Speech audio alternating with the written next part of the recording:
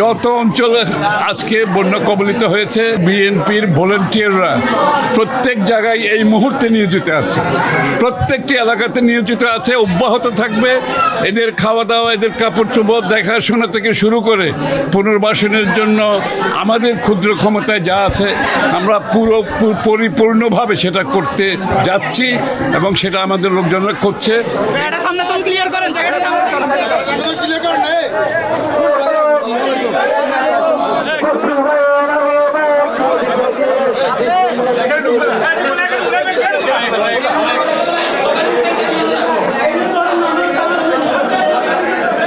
আমাদের ভারপ্রাপ্ত চেয়ারম্যান তারেক রহমান সাহেবের নির্দেশে, দেশনেত্রী বেগম খালেদা জিয়ার নির্দেশে এই বন্যা কবলিত এলাকা যেগুলো আছে একেবারে শুরু করে লক্ষ্মীপুর, নোয়াখালী, ফেনী, যত অঞ্চলে আজকে বন্যা কবলিত হয়েছে তাদের নির্দেশে বিএনপির ভলেন্টিয়াররা প্রত্যেক জায়গায় এই মুহূর্তে নিয়োজিত আছে, প্রত্যেকটি এলাকাতে নিয়োজিত আছে, অব্যাহত থাকবে।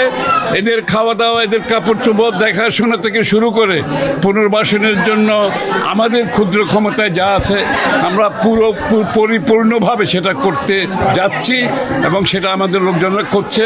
এই ধারা অব্যাহত থাকবে যতক্ষণ এটার পুনর্বাসন সম্পূর্ণ না হবে।